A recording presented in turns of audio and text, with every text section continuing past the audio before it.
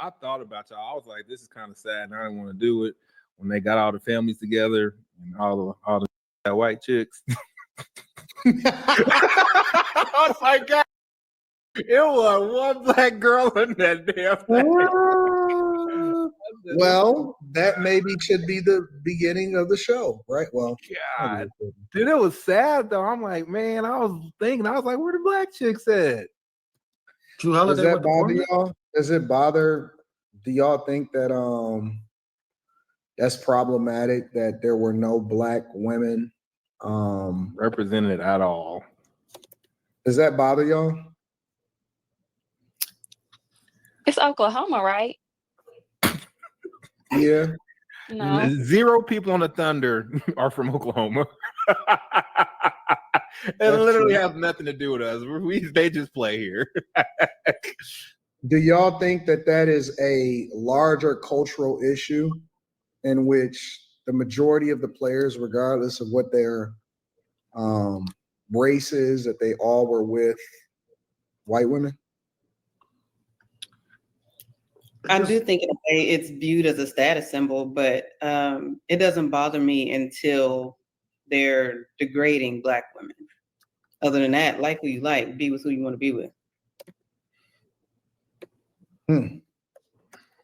What about you, Carrie? My apologies, I did not hear the question.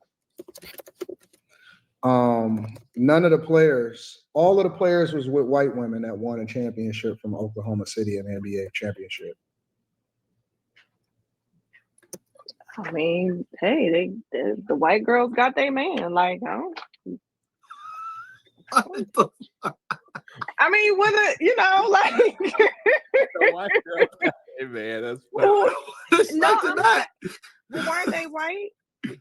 No, it's black players. It's a bunch of black players too. Yeah, it's mostly black. All the women were white. Yeah. Hispanic, white. Okay. Yeah. Yeah. Mm-hmm. So I mean, yeah, that does not bother.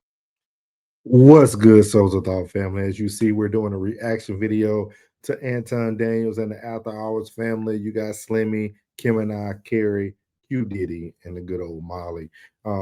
I love doing reviews and reactions to Anton's show because they give variety, but also they give you something to actually talk about or to actually react to.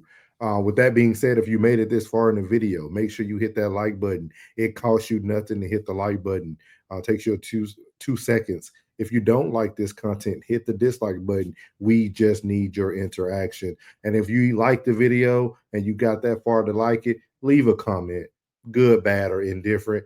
And man, if you even get that far, subscribe to the channel, hit that notification button.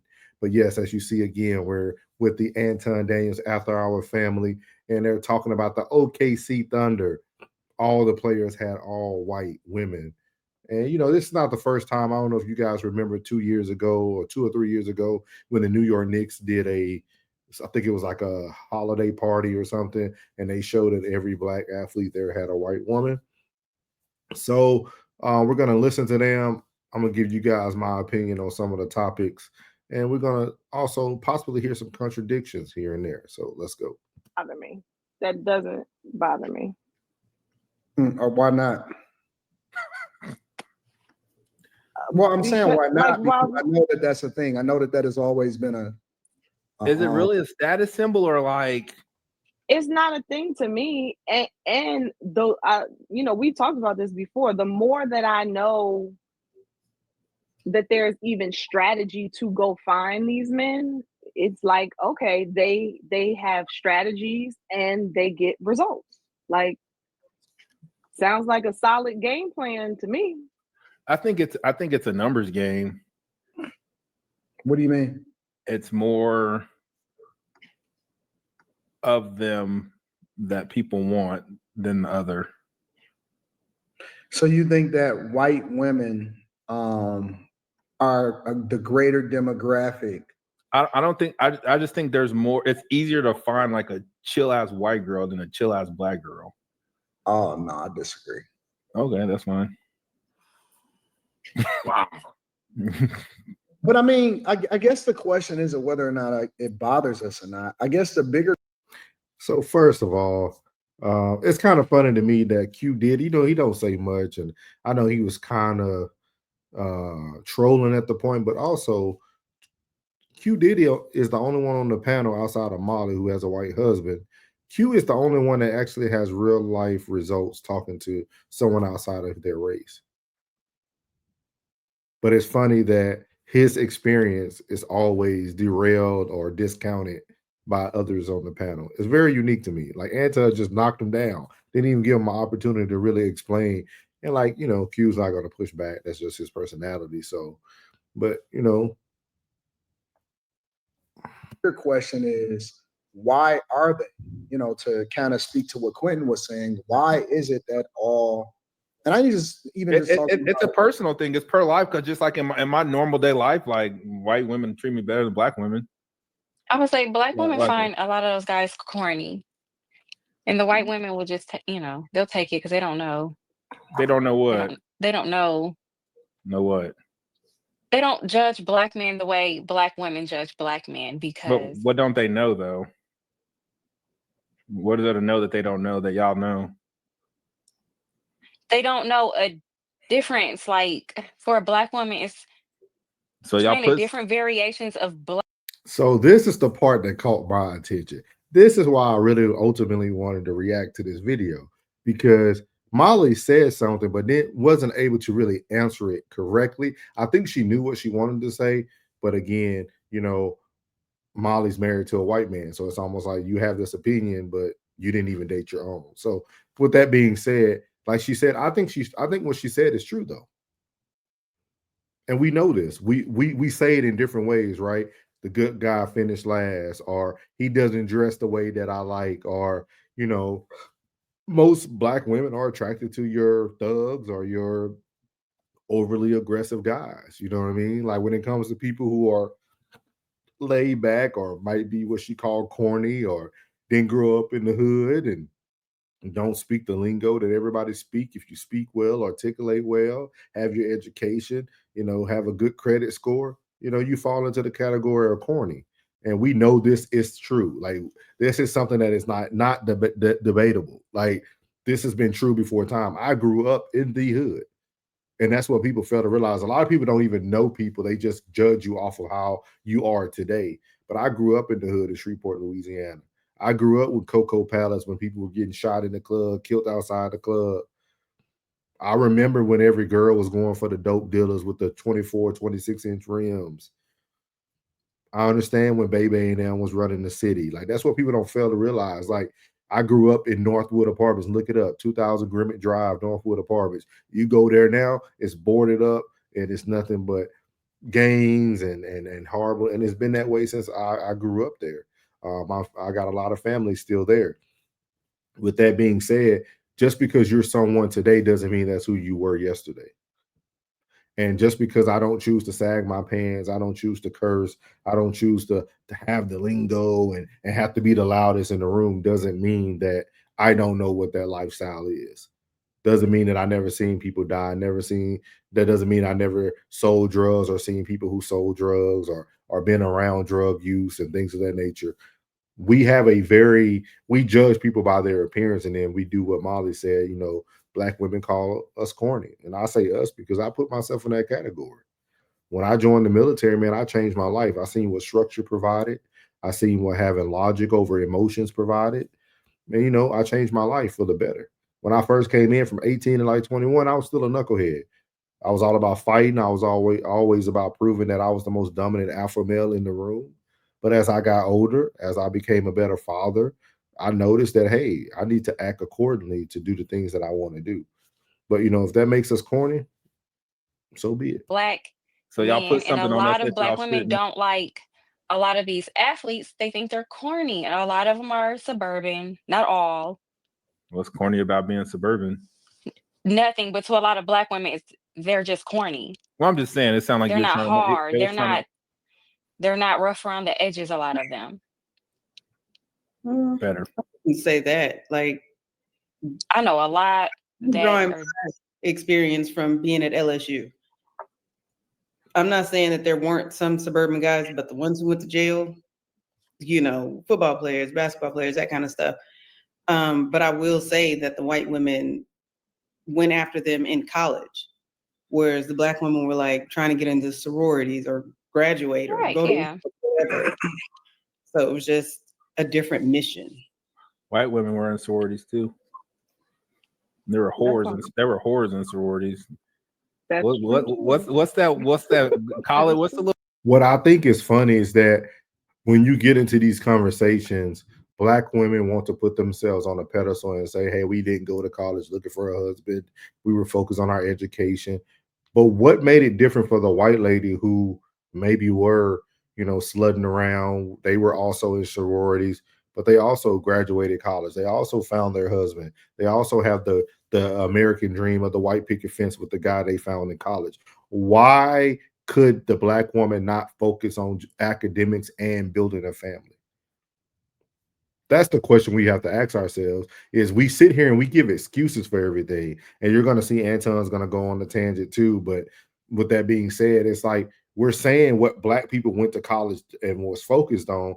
What makes you think the white woman wasn't focused on it just because she found a husband or a black athlete at the same time?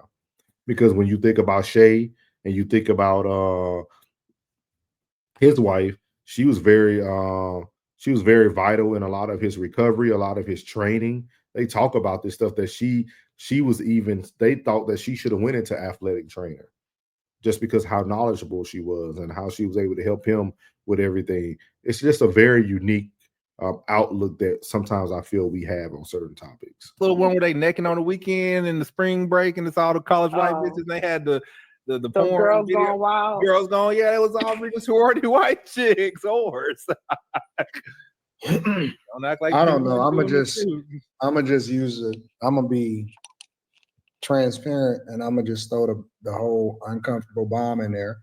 I think that white women are pedestalized as a status symbol.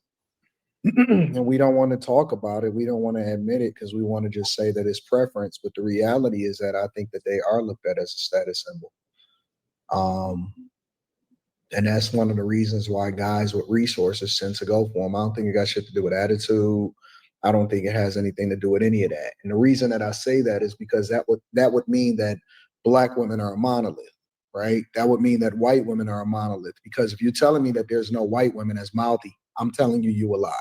If you're telling me that it's no black women that know how to be quiet, I'll tell you that you a lie because I got one. So, you know what I'm saying? Like, I don't believe that it's only because the group of people. I think that the culture a lot of times will show you the worst of the black community, which is also true because stereotypes are earned. But at the same time, I will also tell you that, and I don't have no problem with preference. Let's be clear. I'm not saying this to say that people should or shouldn't. I've always had the idea that. And I disagree with Anton there because you do have a problem with people preference because you're telling us that the people who have a preference to date outside of their race because it's a status symbol. That's not true. That's not true for everyone. And if these white women that every black man dated outside their race was a status symbol, I think it'll be a lot more black men out here, wealthy, famous. I just think that we don't. It's not, when I say we, I'm in the black community. I think we put our focus on putting our black women in a totally negative light, not just men talking negative on them. I mean, look at Basketball Wives. Look at Love. What is it? Hip Hop or Hip Hop Love or Love Hip Hop or whatever that is. Think about all these shows that we see every day on TV with people who should be a status symbol because they have wealth, they have popularity, but look at how they display themselves. They're fighting every time. They're in restaurants throwing food. They're cheating on their husbands and their husbands cheating on them.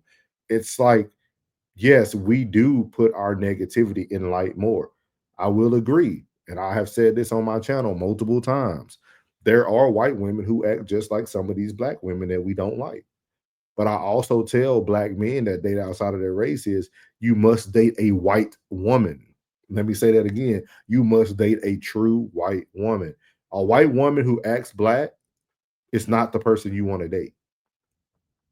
that's not that person has already showed you who they identify with, and they're going to do all the things, behaviors, and characteristics to make sure that they stand in line with that community. And you see that a lot on social media as well. You see a lot of white women trying to speak for Black women because they have Black women friends, and they Black girlfriends boost their heads up because they know how to dance, and maybe the white girl got a booty and she thick, and girl, you know, you got a little Black in you.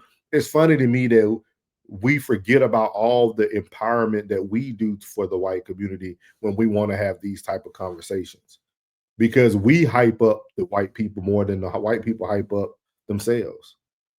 And go look at social media, go look at your timeline if you want to say that I'm lying. A white boy go out on I seen a video, the white boy on the cruise ship. He got up and sang the song. He didn't have an amazing voice, but the Black people on the cruise ship were just so amazed that he knew a Black R&B song, and the dude went viral. Remember that white guy who did the Kevin Gates song at Mardi Gras a couple years ago? Like, we made this corporate white dude go viral because he was dancing to a Black song and had a little swag on him.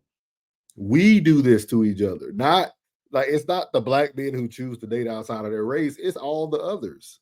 That you should go with whatever it is that rock, you know, that you feel comfortable with. But what I am also saying is, I don't believe even for 1 second that people don't look at that as a status symbol. 100%. That's a nice picture of Shay and Haley. Yeah, I picked a good one. See, Well, I'll go even further. Oh, go ahead, Carrie. My bad. Sorry, Carrie. No, go ahead. So I'll go even further, and because I ain't gonna say I understand, but I see what really be going on, man. Like, for real, they trying to push a narrative, like Anton said. Also, that narrative could lead into something more deeper and darker, eugenics. So when you're trying to create a certain group, and you're trying to create an elite group. And do y'all see how deep we go about everything? That's why I feel like a lot of times us as African Americans, we die from stress, high blood pressure. We go so deep on something so simple. So you think every man that's Black who dates a white woman is thinking about eugenics? When that Black man and that white woman have a Black son, and that Black son become an NBA player, nobody is saying we have the greatest biracial athlete ever in NBA history. No, they're going to say a Black athlete. Like, this stuff is crazy the way we think sometimes. This is why we're so stressed. Like, we think everything is a plan. And I'm saying everything that Slimmy is saying is not true. No, he could have a lot of truth behind it. But as they like to say on the Anton show, two things can be true. And I'm telling you, two things can be true is that people aren't walking around worrying about what they're creating. I heard people, my boy Classic was able to give a good example of why it's important for Black people to date Black people and have the generations. And hey, I respect that opinion. With that being said, if somebody chooses not to go that route, that's their choice. But also, the world is not sitting here doing all this. This is just the way we think. And it's funny to me because usually Anton doesn't like the victim mindset. But to me, when you think that Black men penalize white women, that's a victim mindset. That's just my opinion. You can use athletes to help do that, to help push that agenda, to help with that, because these are the most peak human, I guess you could say, people that there are. You're not going to find anybody stronger, faster than most athletes. This is peak human. So this is part of that process. You would take the strongest, and this goes all the way back. This goes all the way back to what the Greeks used to do when they had their what is that, at the Colosseum, when they had their games. They took the strongest, they took the fastest. So when you combine all that with the narrative, you got the practice of eugenics. So you're trying to create a master race, and you got so many outcomes from that, and some of those outcomes I'm not gonna say any names, but some of those outcomes, you see it in the NBA already. Some of them are already there. You know, so like it's a narrative. The majority of the owners are a certain group. So they go on, they continue to talk about it. They continue to start calling white women to be more sluts and stuff like that, which is funny to me because we get mad when black men who date white women talk bad about black women, but we are okay to talk negative about white women. But anyway, to each his own. I'll make sure that I put the full link in the description so that you guys can watch it. But I want to end with this as well. That young man, Shay, is from Canada. I'm sure in Canada, the proximity, the things that they see are totally different than what we see on a day-to-day basis. So, like, I just want to tell everybody that have your own opinion, have your own mind, and be able to go from there. But like I always tell everybody on my channel, God loves you, which is most importantly. I love you. You're beautiful, and your boy's out. Let go.